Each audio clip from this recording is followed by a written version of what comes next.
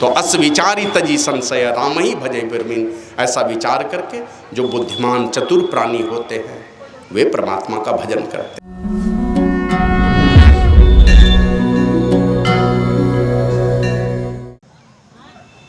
एक दिन कभी हमने चर्चा की थी मच्छर की आयु, पढ़े लिखे लोग जानते हैं, क्या दिन? 3 दिन, मैक्सिमम है 6 दिन मच्छर की आयु। अंडा, लार्वा, प्यूपा और वहाँ से मादा, ये क्या कहते हैं, वयस्क मच्छर। और 6 दिन में लाख लाख बच्चे पैदा करके चले जाते हैं। अब बीच में किसी के हाथ के नीचे आ गया तब तो 1-2 दिन में ही चला जाएगा वो। यही आयु है। अब ब्रह्मा जी की आयु 1000 चौकड़ी बीतने पर, माने 1000 सतयुग त्रेता द्वापर कलयुग बीतता 1 दिन होता है। मच्छर को ब्रह्मा, अब ब्रह्मा को मच्छर से भी तुच्छ बना सकते हैं परमात्मा। अगर कृपा हो जाए तो मच्छर भी हो जाएंगे ब्रह्मा, और कृपा से विमुख हो गए तो ब्रह्मा के पद से नीचे उतर के चले जाएंगे, यहाँ पर मच्छर भी बन जाएंगे, उससे भी नीची जोनी में जा सकते हैं। तो अस विचारी तजी संशय राम ही भजे बिरमीन। ऐसा विचार करके जो बुद्धिमान चतुर प्राणी होते हैं वे परमात्मा का भजन करते हैं। और यही सारी बात है, जो भी संत आए संसार में, सब लोग, सारे महापुरुष, सारे शास्त्री इसी बात की दुहाई देते हुए, यही बात की गवाही दे करके सारे संत महापुरुष यही कह करके गए हैं। हमारे गुरु, हम लोग बहुत सारे संतों को पढ़ते हैं, लेकिन जो हमारे गुरु महाराज हुए उनकी बहुत सारी बातों को, बहुत कुछ हम सारे सत्संगी लोग जानते हैं। कबीर साहब के जीवन की बहुत घटना नहीं जानते हैं, गुरु महाराज के जीवन की बहुत घटना जानते हैं। तो अंतिम समय जब गुरु महाराज जाने लगे इस दुनिया से, क्या कह के गए? सुकृत कर रहिए संसार में, संसार में बढ़िया काम करें, संसार के लोग जय जयकार करेंगे, आपको आशीर्वाद देंगे, आपके भले की सोच रखेंगे लोग, है ना। लेकिन भले की सोच रखेंगे, आपका जय जयकार होगा, आपको आशीर्वाद देंगे, लेकिन इससे आपका पारलौकिक जीवन शांति में नहीं हो सकता है। यदि इसी संसार में होगा जय जयकार, आप कंबल बांट दीजिए, स्वेटर दे दीजिए, भंडारा कर दीजिए, सब चलेगा, संसार में कीर्ति होगी। लेकिन इसके बाद का जो जीवन है, इसके बाद के जीवन को सजाने के लिए गुरु महाराज का नाम सुमिर ले को जाने कल की। बाबा कबीर कहते हैं, दिन 10 नैहरवा खेली लेनी सासुर जाना हो, एक तो अंधेरी कोठरी जा में दिया न बाती हो, बहियाँ पकड़ी जम ले चले कोई संग न साथी। आ रहा है वो दिन, धीरे धीरे जवानी बीती और धीरे धीरे जवानी को भी पार कर जाने के बाद भी लगता है कि शायद अभी भी बहुत शक्ति है, लेकिन देखते देखते देखिए पता भी नहीं चलेगा, बीच में झटका दे देगा आपके शरीर में, लगे एक ही दिन में सब पावर कहाँ चला जाएगा पता नहीं लगता है। आज से 10 वर्ष पहले जो जवान लोग, आज से 10 वर्ष के पास जो पहले जो आपके पास सामर्थ्य थी वो सामर्थ्य नहीं है। धीरे धीरे क्या कहते हैं, आपका मन भी क्या कहते हैं डगमगाना शुरू हुआ, शरीर बल भी जवाब देने लगा। ये सारी दुखद परिस्थिति सबके जीवन में आती चली जा रही है। दौड़ लेते थे कहीं पर, अभी 2 मिनट दौड़िएगा दम फूलना शुरू होता है। छत पर चढ़ते हैं, हमको लगता है आधा से अधिक आदमी का दम फूलता होगा शहर में रहने वाले का। यही तो हमारे शरीर की स्थिति रह गई है। तो इसी बीच में जैसे जैसे शरीर कमजोर होता चला जा रहा है, बस आंतरिक यात्रा की गति बढ़ानी है। और दोनों बात गुरु महाराज का रोज दिन हम लोग स्तुति प्रार्थना में गाते हैं, श्री सदगुरु की सार शिक्षा याद रखनी चाहिए और अटल श्रद्धा प्रेम से गुरु भक्ति करनी चाहिए। और मृगवारी सम सब ही प्रपंचन, संसार के जितने प्रपंच हैं ये सारे मृगवारी के समान है। माना पानी नहीं है, पानी जैसा लग रहा है वो मृगवारी है।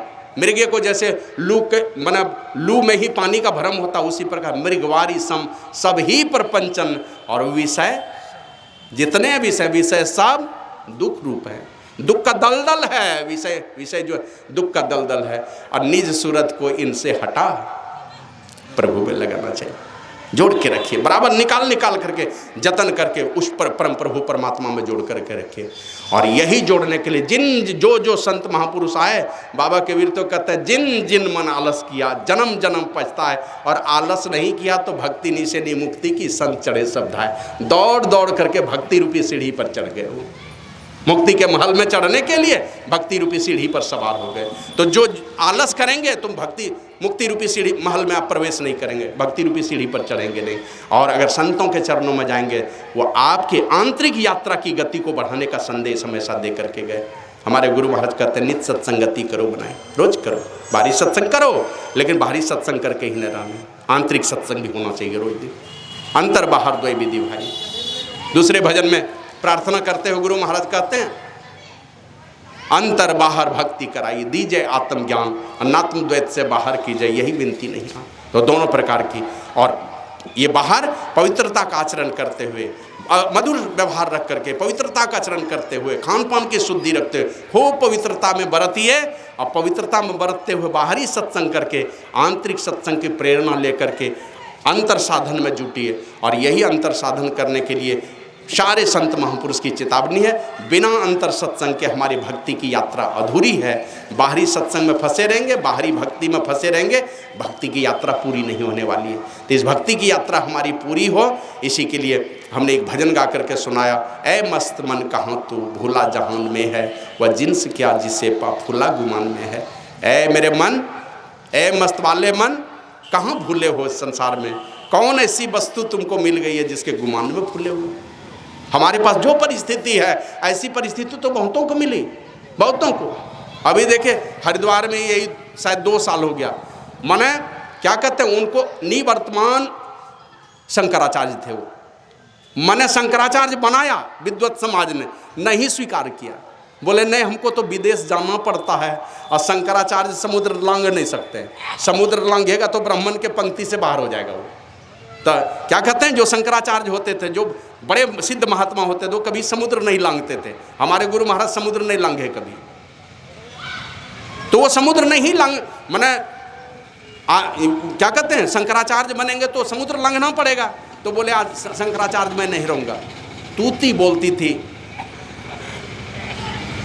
अवधेशानंद गिरी के गुरुदेव हुए स्वामी सतमित्रानंद गिरी जी, करोड़ों अरबों की संपत्ति, बड़े बड़े नेता, क्या कहते हैं नेता अभिता, कौन दंडवत बंदगी नहीं बजाते होंगे, गए वही मिट्टी में दफन हो गए, सारी की सारी चीजें धरी की धरी रह गई। वो दिन आए, इसके लिए आवश्यकता है कि हम आंतरिक यात्रा की शुरुआत करें, बाहरी भक्ति में ही केवल उलझ करके नहीं रह जाए, और आंतरिक भक्ति में वही यही गुरु महाराज चेतावनी देकर ये कहते हैं, ऐ बाबा साहिब स्वामी जी महाराज, ऐ मस्त मन कहाँ तू भूला जहान में है, वह जिन्स क्या जिसे पा फूला गुमान में है। सारा समा है, क्षमा मतलब होता नजारा, सारा नजारा धोखा है, धोखा। फानी मन नासवान है सारा नजारा, सब मिटेंगे, ये धन, ये जौवन, ये जवानी कुछ नहीं रहने वाली, सब धीरे धीरे बिनस जाएगी। सारा समा है फानी, और यही जिस्म की कहानी, इस जिस्म की भी वही कहानी है, ये भी नासवान है चंद जिंदगानी जो सरे आम में है। सारा जहान जानता है कि थोड़े दिनों की जिंदगानी है, इसलिए कहते हैं धोखे में तुम पड़े हो जो रेग में मिरग हो, और किस्मत को खो रहे हो ऐसा यकीन में है। अपने किस्मत को खो रहे, संसार के मृगवारी को देख करके जो तुम लुभाए हुए हो ना, ये तुम धोखे में पड़े हुए हो। इसलिए कहते मत रंज दिल में आनो, और रब ही अमन है जानो। रंज मत लाओ, संसार के जो भी परिस्थितियाँ आपके जीवन में आई, इससे दुखी मत होइए। एक आदमी कोई आ गया एक महात्मा के पास, और वो महात्मा जी जब भी कुछ बोले ना तो गुस्सा आ जाए, न गाल मुँह फुला के चुपचाप बैठ जाए। तो पूछते थे भाई काहे गाल मुँह फुला, नहीं कोई बात नहीं, बात है, लेकिन वो गाल मुँह फुला के बैठा रहे। तो पूछे भाई काहे तुम गाल मुँह फुला करके बैठे रहते हो, नहीं कोई बात नहीं। तो पूछा यहाँ जो आए हो तुम, इसके पहले तुम क्या करते थे, यहाँ आने के पहले मेरी शरण में जो आए हो इसके पहले क्या करते थे। तो बोले पहले रामलीला में काम करता था। तो रामलीला में कभी कोई डांटा फटकारा, बोला हाँ डांटता फटकारता तो था, कभी डांट फटकार ही सुनने को और कुछ हुआ, बोला डांट फटकार, रोज मार खाता था, रोज पिटाई होती थी रामलीला में। कहा उसो क्यों, कहा कि हम लोग बंदर भालू का रोल करते थे, और राक्षस लोग जो आता था ना बड़ी पिटाई करता था। तो कहा गुस्सा लगता था, नहीं गुस्सा तो नहीं लगता था। कि जब वहाँ पिटाई होती थी, रामलीला में काम करते तो वहाँ पिटाई होती थी, गुस्सा नहीं लगता था, क्यों नहीं लगता था, कि वहाँ तो देखते थे रामलीला है, रामलीला है इसलिए गुस्सा नहीं लगता था।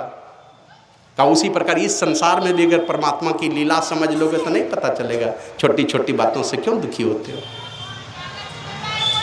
श्री सद्गुरु महाराज की जय। तो कहते हैं मत रंज दिल में आनो, और रब ही अमन है जानो। शांति का खजाना अगर कोई है वो परमात्मा, वहीं चल करके शांति मिलने वाली है। रब ही अमन है जानो, और मिलता उसे है मानो। किनको मिलेंगे वो शांति स्वरूप परमात्मा, तो रहबर की रहम में है। जिस पर रहबर की कृपा हो जाती है, जिसकी रहबर की रहम हो जाती है, गुरु प्रभु की कृपा हो जाती है जिनके ऊपर, उनको परमात्मा मिलते हैं। इसलिए का मुर्शद सुखन को मानो और खिदमत कदम में ठानो। मुर्शद के सुखन को मानो, सुखन मतलब होता उपदेश, मुर्शद मन होता सच्चे सदगुरु का, उनके उपदेश को मानो। उन्होंने जैसा जैसा का बिना उनके उपदेश को माने, और उनके उपदेश मूल में बाहरी बातों को बहुत कुछ गुरु महाराज समझा करके बहुत बातें हैं, विविध नेम आचार जप तप तीरथ व्रत मख दानहु सब कीजिए, सबसे भला होगा। बहुत प्रकार का जप, क्या कहते हैं, बहुत प्रकार का नियम आचार जप तप तीरथ व्रत, लाभ नहीं है से, लाभ है, हमारे जीवन को पवित्रता देता है। बहुत प्रकार के नेम से चलेंगे, बहुत प्रकार का बढ़िया आचरण करेंगे, बहुत प्रकार का जप करेंगे, बहुत प्रकार से अपने शरीर को तपाएंगे, है ना, तीरथ करेंगे, दान करेंगे, यज्ञ करेंगे, सबसे हमारे जीवन में पवित्रता आती है। लेकिन कबहू सरवर ना करे जो ध्यान बन पलहू को, पल भर का ध्यान जो आपके जीवन में क्या कहते हैं, जो उन्नति का शिखर खोलेगा, वो दुनिया के इन सारे तीर्थ व्रत जप ध्यान इन सारे चीज़ों से, इनसे भी होगा भला, लेकिन पल भर का मुहूर्त भर का जो ध्यान होगा, आंतरिक सत्संग होगा, इससे जो भला होगा, इन चीज़ों से नहीं होने वाला है। तो इसलिए महापुरुषों की जुक्ति अपने जीवन में उतार करके भगवान श्री राम ने भी यही उपदेश माता सबरी को कहा। 4-5 प्रकार की भक्ति, बाहरी भक्ति बताया, लेकिन कहा कि सब कुछ करना, प्रथम भगति संतन कर संगा, महापुरुषों के चरणों में चल करके, और वहाँ से यात्रा की शुरुआत होती है। तो ये काम महापुरुषों से जुक्ति सीख करके, उनके जुक्ति के मुताबिक खान पान की शुद्धि रख करके, और गुरु महाराज तो कहे हैं बहुत चीज़ खाने के लिए मना किए, दारू गांजा भांग अफीमा ताड़ी चंडू मदक कुकीना सहित तंबाकू नशा है जितने, तजन योग तजदारो तितने, और मांस मछलियाँ भोजन त्यागो, हमेशा सतोगुनी भोजन कीजिए। एक दिन देख रहे थे फेसबुक में, शायद हम शेयर भी कर दिए बहुत लोगों को, देखे एक टोकरी लाया, पता नहीं समुद्री जीव था क्या है पता नहीं, हमने तो समझा नहीं, मेढक के तरह, मेढक के तरह हाथ में लिया और पीठ पर ऐसे चाकू चला दिया, जैसे मेढक के पीठ पर चाकू चलाया, चमड़ा हटाया, ये एकदम ऐसे 5 उंगली से नोच करके भीतर से निकाला, जैसे चाउमीन पीला पीला लगता है ना, एकदम लगता था चाउमीन ही रहे, उसमें लिखा था ये सब चाउमीन में मिला करके तैयार किया जाता है।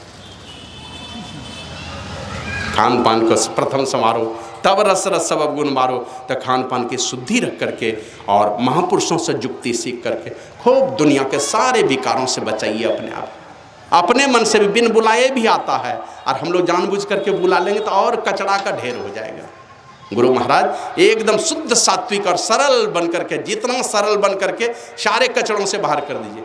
अब सरलता की एक छोटी सी घटना सुनाते हैं। होली पर्व खत्म हो गया, अब गरीब आदमी को जानते हैं पुआ पकवान बनता है तो पानिये से बना लेता है, कोई दूध देता है तो थोड़ा मुलायम पकवान रहता है। एक गरीब आदमी क्या किया, गुरु महाराज का ये कुर्मी चक में गुरु महाराज को एक कटोरा वही पुआ घटरा घर का सब क्या कहते हैं पत्थर के तरह हो गया था, सब वही ला के चढ़ा दिया।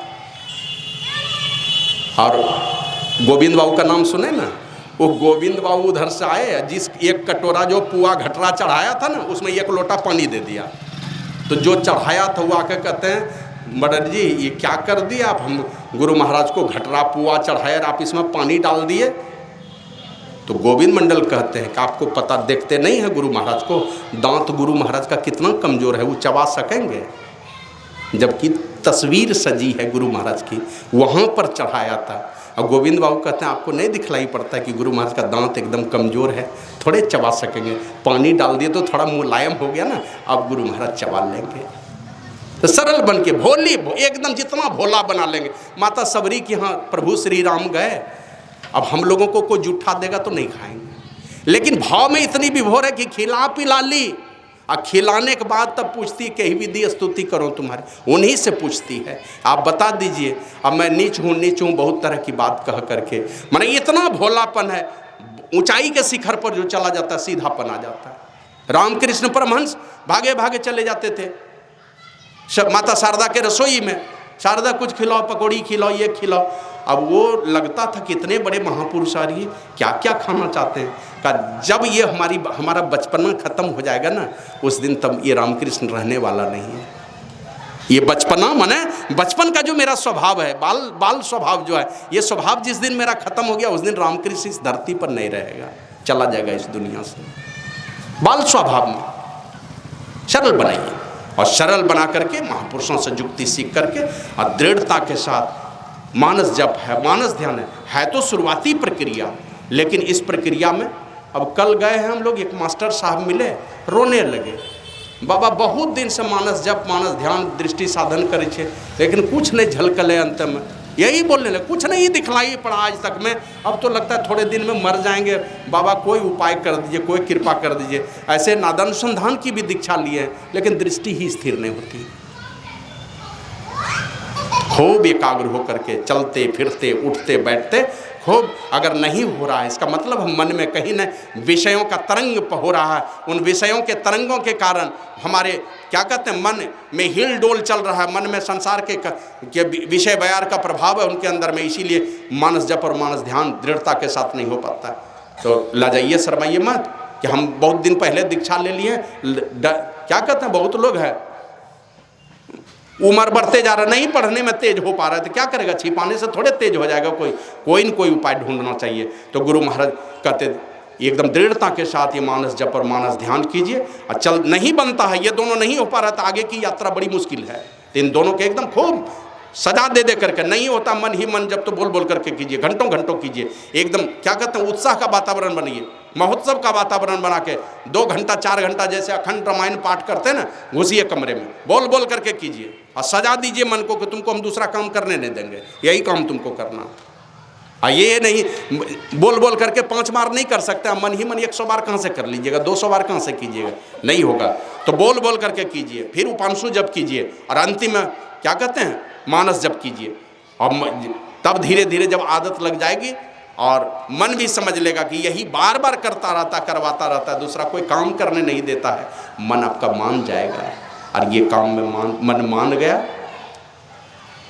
तो और गुरु की मूर्ति आप जैसे पुकारिएगा ना, राम को पुकारिएगा तो राम जी आ जाएंगे, कृष्ण को पुकारेंगे हो सकता आ जाएंगे, लेकिन आप अपने गुरु महाराज को पुकारिएगा तो नानी दादी आने लगती है। और किसी देवी देवता को पुकारिए तो हो सकता आ जाए, लेकिन गुरु को जैसे पुकारिएगा तो कोई तीसरे लोग आएगा जिसको हम कभी नहीं बुलाना चाहते हैं, वो भी आएगा। आपका जो दुश्मन है वो भी आने लगेगा जब गुरु को पुकारिएगा तो। लेकिन बार बार जब आप बार बार बुलाते हैं, हमने एक दिन कहीं पर कहा था, क्या बीच में कोई बैठे हैं, भाई जरा इधर आइएगा, तो दूसरे लोग उठ करके आने लगे, अरे भाई आपको नहीं बुला रहा हूँ, वो बगल वाले को, तो दूसरे लोग आने लगे। 3-4 बार जब बोलते हैं तब लोग समझ जाते हैं बीच में जो स्वेटर पहना हुआ आदमी उसको बुला रहा है ये, तब वो आदमी उठ के आता है। तो उसी प्रकार बार बार कोई मूर्त आपके सामने में आएगा, लेकिन जब आप उस रूप को हटाते रहेंगे कि नहीं नहीं ये रूप तो नहीं चाहिए मुझे, हमें तो वही वाला रूप चाहिए जिस रूप को हमने खुले आंखों से देखा है, जिनके चरणों में हमारा प्रेम है, वही वाला रूप आना चाहिए मेरे सामने में। तो गुरु महाराज समझेंगे तो धीरे धीरे पहले धुंधला रूप आएगा और अंततः वो स्वाभाविक रूप से आपके सामने में प्रकट हो जाएंगे। और वो अगर आए तो इसके बाद की यात्रा जो गुरु की मूर्ति हृदय बसाइए, बस गए, अब वहीं से आपकी क्या कहते हैं, जो इच्छा, मन ही निर्मल हो गया था। निर्मल मन में क्या इच्छा होगी आप तो जानते हैं। जैसे वो रूप आया, गुरु महाराज लिखते हैं, सदगुरु रूप ही में धारत, काम क्रोध मद दो लोभ दहे, काम क्रोध आदि सारे विकारों का दहन हो जाएगा। अब गुरु महाराज आपके अंदर में आके बैठेंगे तो जो इच्छा, और उस समय जब मन ही आपके बस में हो गया तो इच्छा सात्विक होगी, सारी इच्छाओं की पूर्ति होने लगेगी। तो दृढ़ता से मानस जप और मानस ध्यान करके यहीं पर स्थिर नहीं रहना है।